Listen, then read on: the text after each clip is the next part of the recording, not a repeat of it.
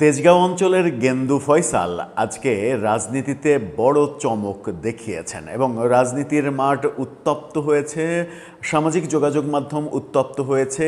এক গেন্দু ফয়সাল যেন কারো চোখে নায়ক হয়েছেন, কারো চোখে হয়েছেন ভিলেন। আওয়ামী লীগের অ্যাক্টিভিস্টদের পক্ষ থেকে দেখা যাচ্ছে গেন্দু ফয়সালের পরিচয়, পিতা মাতা, ফোন নাম্বার, বাড়ির ঠিকানা এগুলো দিয়ে নানা ধরনের অ্যাক্টিভিজম করা হচ্ছে। কিন্তু কেন? কারণ মহাখালীতে আজকে আওয়ামী লীগের নেতাকর্মীরা, এমনকি মহিলা নেতাকর্মীরাও মহাখালী ICDDRB এলাকা থেকে মহাখালী বাস স্ট্যান্ড এই এলাকায় ব্যাপক শোডাউন করার চেষ্টা করেছে এবং সেখানে মুহুর্মুহু ককটেল বিস্ফোরণের ঘটনাও দেখা গেছে ভিডিওতে, যে ভিডিওগুলো গণমাধ্যমে এবং সামাজিক যোগাযোগ মাধ্যমে ছড়িয়ে পড়েছে। সেখানেই আমরা দেখেছি যে এক গেন্দু ফয়সাল তিনি তার সঙ্গীদের নিয়ে মোটরসাইকেলে সেই মিছিলে আক্রমণ করেন এবং একজন নারী কর্মীকে নিয়ে যা কিছু করেছেন সেগুলো ব্যাপক আলোচনার খোরাক জুগিয়েছে এবং পরবর্তীতে পুলিশে হস্তান্তর করা, সব মিলিয়ে আজকে রাজনীতিতে গেন্দু ফয়সাল এক হিরোইটিক চরিত্র, কারো কাছে সুপার ভিলেন, কারো কাছে তিনি ডিপজল, কারো কাছে তিনি নায়ক মান্না। এখন দেখার বিষয় যে নায়ক মান্না যাদের কাছে হলেন তাদের এতে ভাবমূর্তি বাড়লো নাকি কমলো? আওয়ামী লীগ মিছিল করছে, আওয়ামী লীগ ককটেল ফোটাচ্ছে, যদিও আওয়ামী লীগের অ্যাক্টিভিস্টরা বলছেন যে মানে তাদের প্রতিপক্ষরা সেই মিছিল পণ্ড করতে ককটেল ফাটানোর চেষ্টা করেছে। সে যাই হোক, রাজনীতির মাঠে সেরকম পরস্পর বিরোধী কথা থাকবেই, এটাই স্বাভাবিক। কিন্তু গেন্দু ফয়সাল কি করলেন, কিভাবে আজকে আলোচনায় উঠে আসলেন এবং রাজধানীর আরও একাধিক জায়গায় একই দিনে প্রায় একই সময়ে শোডাউনের ঘটনা ঘটলো, সেখানে আবার মজার ঘটনা ঘটলো। এটা এই থানায় মিছিল হচ্ছে নাকি ওই থানায় মিছিল হচ্ছে, পুলিশের মধ্যে এক ধরনের বিভেদ দেখা গেল। সব মিলিয়ে হচ্ছেটা কি রাজনীতিতে এবং রাজধানীতে আজকে? চলুন রাজধানীতে যে ঘটনাগুলো আজকে ঘটলো সেগুলো একটু বুঝে ওঠার চেষ্টা করি এই ভিডিওতে। থাকবেন পলিটিক্স টিভির নিয়মিত আয়োজনে।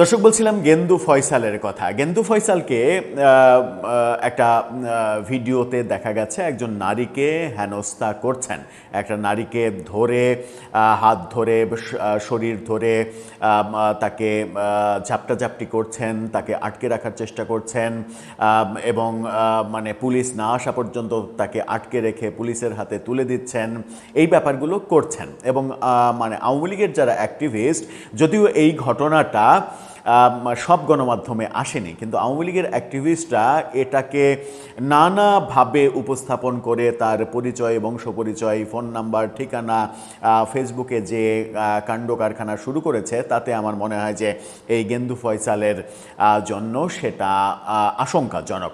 আবার একটা অডিও শুনলাম যেখানে কোনো এক অতি উৎসাহী আওয়ামী লীগের কর্মী গেন্দু ফয়সালকে ফোন দিয়েছে এবং ফোন দেওয়ার পরে সে কি বলেছে সেটার আবার ফোনের ডিভাইসের রেকর্ড সহ মানে তৃতীয় আর একটা ফোন দিয়ে ভিডিও করে সেটা আবার সামাজিক যোগাযোগ মাধ্যমে পোস্ট করা হয়েছে। সেখানে গেন্দু ফয়সালকে বলতে শুনছি আমরা যে শয়তানের পাল্লায় পড়ে সে এই কাজ করেছে, সে ভুল করেছে, সে ক্ষমা চাইছে, জীবনে আর সে এই কাজ করবে না। তার মানে তার মধ্যেও একটা আতঙ্ক তৈরি হয়েছে, জীবনের আতঙ্ক।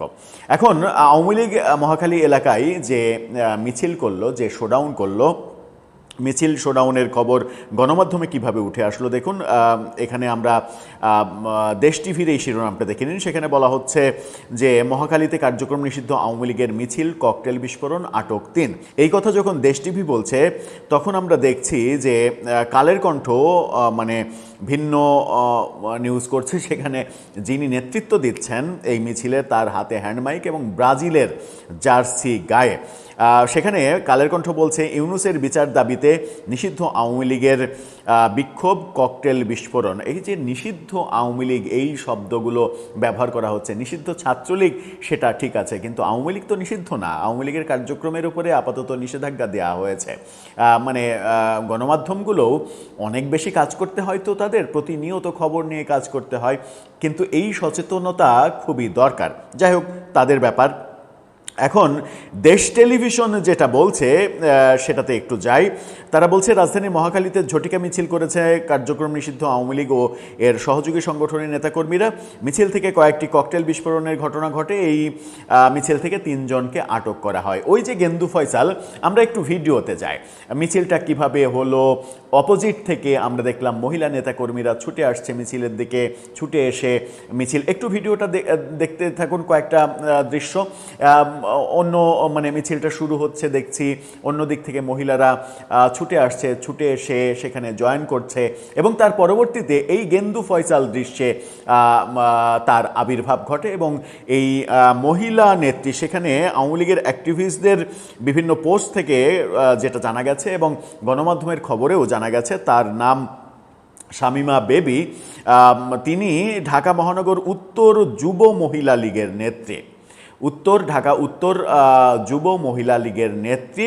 সম্ভবত তিনি, তার বাড়ি মিরপুর, কোনো একটা গণমাধ্যমে দেখলাম যে মিরপুরের এই নেত্রী, এবং তাকে নিয়ে এই গেন্দু ফয়সাল ধস্তাধস্তি করছে। এবং এই ধস্তাধস্তির কয়েকটা ছবিও আপনারা দেখে নিতে পারেন।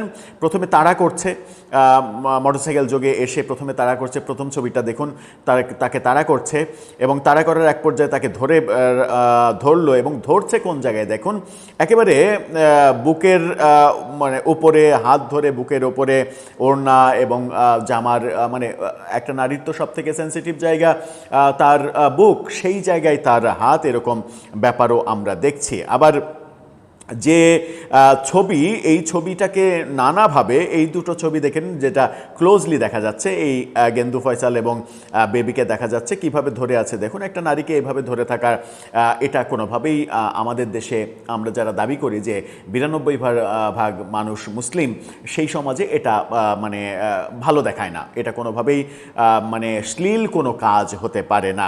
আবার আমরা দেখছি যে আরেকটা ফুল ছবি দেখুন, যে ছবি থেকে কাট করে করে বিভিন্ন ছবি প্রচার করা হয়েছে। ফুল ছবিতে দেখুন, তার সামনে এবং পেছনে দুই দিকেই পুলিশ দেখা যাচ্ছে, আর সে মাঝখানে সেই নারীকে ধরে ধস্তাধস্তি করছে। পুলিশ কিছু বলছে না, তাকে পুলিশের গাড়িতে তুলে দেয়া পর্যন্ত।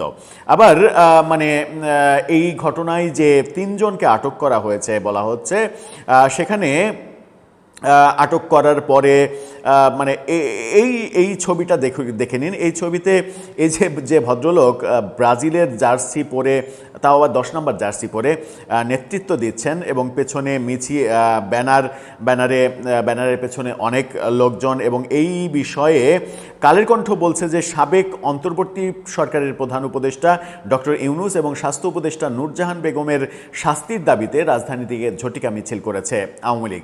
বৃহস্পতিবার মহাখালীতে অনুষ্ঠিত এই বিক্ষোভ মিছিল থেকে একাধিক ককটেল বিস্ফোরণের ঘটনা ঘটে, অর্থাৎ এই মিছিল থেকেই ককটেল ফাটানো হয়েছে, সেই কথা বলছে কালের কণ্ঠ। এখানে 3 জনকে আটক করা হয়েছে। প্রত্যক্ষদর্শীরা জানান, মহাখালী টার্মিনালের মূল সড়কে কয়েকজন আওয়ামী লীগের ব্যানারে জড়ো হয়। তারা হামে শিশু মৃত্যুর দায়ে ডক্টর ইউনূস ও নূরজাহান বেগমের শাস্তি দাবি করেন। এ সময় তাদের হাতে শেখ হাসিনার ছবি সম্বলিত প্ল্যাকার্ড ছিল, এবং তারা নানা ধরনের মিছিল দেয়, শেখ হাসিনার পক্ষে টক্ষে মিছিল দেয়। এই ঘটনা যখন মহাখালীতে ঘটছে এবং এই গেন্দু ফয়সাল যখন রীতিমতো ভাইরাল, আজকে সামাজিক যোগাযোগ মাধ্যমে গেন্দু ফয়সাল ভাইরাল। গেন্দু ফয়সালের ওই ছবি, যে ছবিটা ক্লোজ ছবি দেখালাম, আওয়ামী লীগ যুবলীগ নেত্রী বেবিকে হেনস্থা করছে, সেই ছবি নিয়ে নানা ধরনের পোস্টার ডিজাইন করে সামাজিক যোগাযোগ মাধ্যমে সেগুলো ছড়িয়ে দেওয়া হচ্ছে।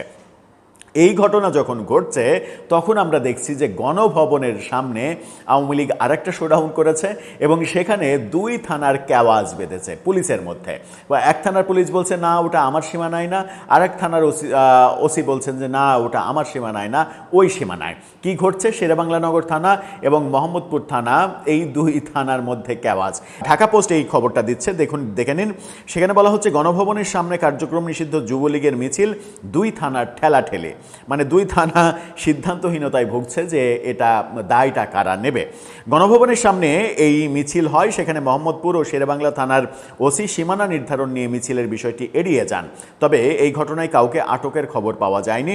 শেরেবাংলা নগর থানার ওসির দাবি মিছিলটি সড়কের মাঝখানে হয়েছে, এটি শেরেবাংলা নগর থানা এলাকার ভেতরে পড়েনি।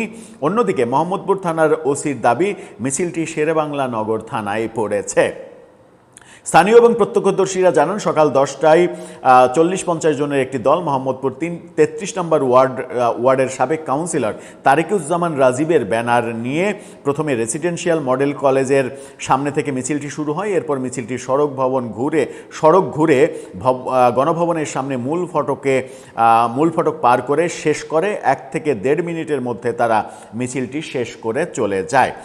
এই ঘটনাগুলো মানে যখন মহাখালীর ঘটনাটা রীতিমতো টক অফ দ্য কান্ট্রিতে পরিণত হয়েছে, তখন মোহাম্মদপুর শেরেবাংলা নগর থানা 2 থানার এই মানে অ্যাভয়েডিং ব্যাপারটা, এটা সম্ভবত তাদের 2 ওসির জন্যই খারাপ ব্যাপার হবে সরকারের কাছে। সরকারের স্বরাষ্ট্র মন্ত্রণালয় নিশ্চিত করেই এটা ভালোভাবে দেখবে না।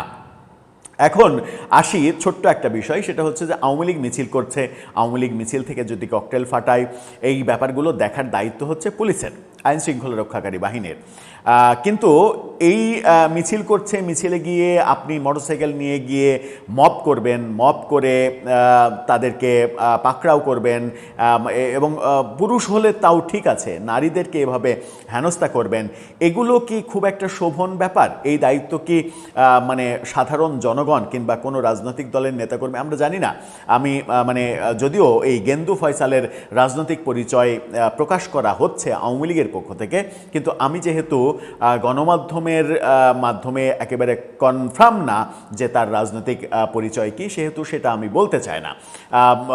তার রাজনৈতিক পরিচয় থাক আর না থাক, তিনি রাজনৈতিক ব্যক্তি হন আর না হন, কিন্তু মব করাটা কোনোভাবেই গ্রহণযোগ্য না। যখন বর্তমান স্বরাষ্ট্রমন্ত্রী বলছেন কোনো ধরনের মবকে আশ্রয় দেওয়া হবে না, প্রশ্রয় দেওয়া হবে না, এই কাজটা পুলিশকেই করতে দেন। খুব বেশি হলে আপনি যেটা করতে পারেন, অতি উৎসাহী হলে এরকম ঘটনা ঘটছে, আপনি পুলিশকে খবর দিতে পারেন, পুলিশকে খবর দিয়ে পুলিশ এসে এটার ব্যবস্থা করবে, কিন্তু আপনি এই ঘটনাটা ঘটাতে পারেন না। অবশ্য এই ঘটনাটা আমাদেরকে আরেকটা ঘটনা মনে করিয়ে দেয়। সম্প্রতি একজন ইওনোর গল্প আপনাদেরকে বলেছি, যে ইওনো এই ঝটিকা মিছিল নিয়ে বিএনপির নেতাকর্মীদের নিয়ে মিটিং করছেন এবং সেই মিটিংয়ে তার ভিডিও ভাইরাল হয়েছে। তিনি বলছেন, আপনারা কি করেন, আপনারা ধরবেন, ধরে আনবেন আমার কাছে, আমি ব্যবস্থা নেব। তার মানে হচ্ছে যে তিনি প্রশাসনে বসে থেকে রাজনৈতিক ব্যক্তিদেরকে দায়িত্ব দিচ্ছেন যে মব করে ধরে এনে তার কাছে দিতে, তারপরে তিনি তাকে শায়েস্তা করবেন। হতে পারে যে সেই ইওনোর বক্তব্যটাই ঢাকায় তেজগাঁ এলাকায় সেটা মানে ছড়িয়ে গেছে এবং তার আদর্শ এবং তার দায়িত্ব পালন করছে এই গেন্দু ফয়সালের মতো মানুষরা, যাদের পরিচয় প্রকাশ করা হচ্ছে মাদকসেবী, মাদকের ডিলার, মাদক ব্যবসায়ী এরকম হিসেবে। সেই যাই হোক, পরিচয় যাই হোক, কাজটা পুলিশকেই করতে দিলে ভালো হতো। দর্শক, আপনার মতামত জানিয়ে লিখতে পারেন আমাদের কমেন্ট বক্সে।